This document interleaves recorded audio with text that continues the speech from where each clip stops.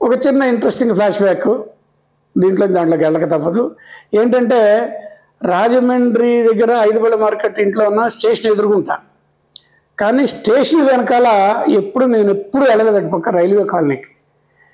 ఫ్యూచర్లో అదే రైల్వే కాలనీలో ఒక సినిమా చేస్తాను కెమెరామెన్ అయిన తర్వాతనే నేను ఎప్పుడు ఊహించలేదు. ఆ సినిమా మీకు తెలుసు. నా జీవితంలో మోస్ట్ సక్సెస్ఫుల్ సినిమాల్లో లో బడ్జెట్లో 100 డేస్ సినిమా, రాజేంద్ర ప్రసాద్ శోభన హీరోయిన్స్గా చేసిన, ఇళయరాజా మ్యూజిక్, సీతారామ శాస్త్రి పాటలతో మంచి ఫ్యామిలీ సినిమా. ఏప్రిల్లో 1 విడుదల. అర్థమైంది కదా మీకు దేని గురించి చెప్పాను. ఇంకో విషయం కూడా, ఇంకొంచెం వెనక్కి ముందు కట్టి తిరిగితే, మా నాన్నగారు టీటీ అని చెప్పాను కదా, హెడ్ ఆయన సీనియర్ కొంచెం.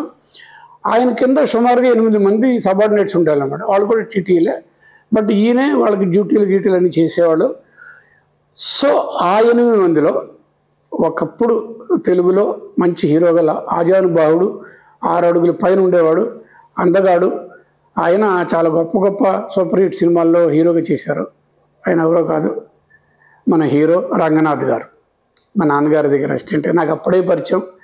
తర్వాత మళ్ళీ ఇండస్ట్రీకి వచ్చిన తర్వాత నేను వెళ్ళి లేల్సి వస్తుంటే, ఓ చిన్నయ్య గారు అబ్బాయి వెరీ గుడ్ అని చెప్పి పలకరించి అంతా చేశారు. ఇదొక చక్కటి ఫ్లాష్ బ్యాక్.